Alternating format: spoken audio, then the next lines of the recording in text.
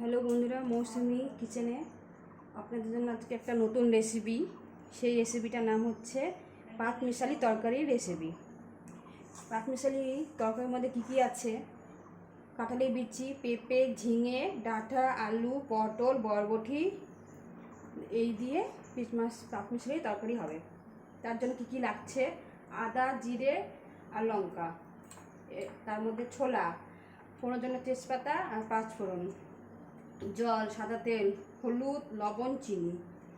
এই উপকরণ দিয়ে আমার পাঁচমিশালি তরকারিটা হবে।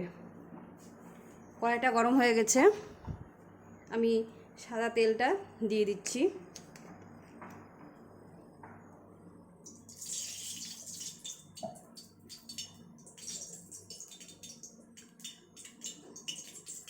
তেলটাও গরম হয়ে গেছে, পাঁচফোড়ন আর তেজপাতাটা তেলের মধ্যে আমি দিয়ে দিচ্ছি। এটা একটু লাল হবে। এখন সবজিগুলো আমি তেলের মধ্যে দিয়ে দিচ্ছি।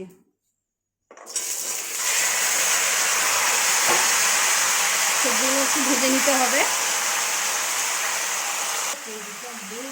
তরকারিটা ভাজা হোক, তার মধ্যে আমি মশলাটা করে নেব। জিরে, আদা, লঙ্কা মশলায় পেস্ট করে নেব। আজকে সোমবার, আমরা আজকে নিরামিষ খাই। তরকারিটা আমার হালকা করে ভাজা হয়ে গেছে। এর মধ্যে আমি ছোলা দিয়ে দেবো। এই ছোলা ভিজানো ছিল রাত্রের, ছোলাটা দিয়ে দেবো এর মধ্যে। আর সেই মশলার পেস্টটা আমি করে নিয়েছি, এর মধ্যে দিয়ে দেবো।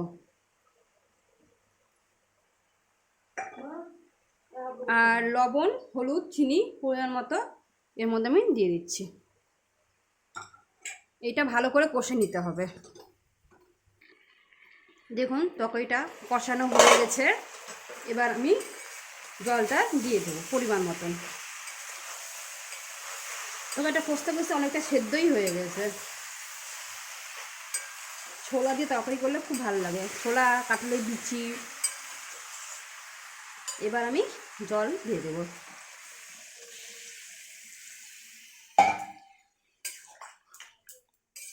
এটা এবার আমি ঢেকে দেবো, প্রায় 5 মিনিটের মতন ঢেকে দেবো।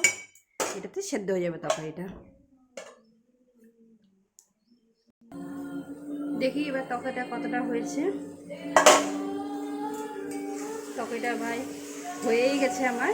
এবার নামিয়ে নেব। দেখুন তরকারিটা খুব সুন্দর হয়েছে। আঠা আঠা না করে নামালে ভালো লাগে না তরকারি। আমি এবার নামিয়ে নিচ্ছি তরকারিটা।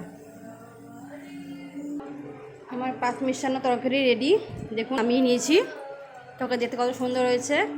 যদি আপনাদের ভালো লাগে তাহলে লাইক, কমেন্ট, শেয়ার অবশ্যই করবেন মৌসুমি কিচেনে।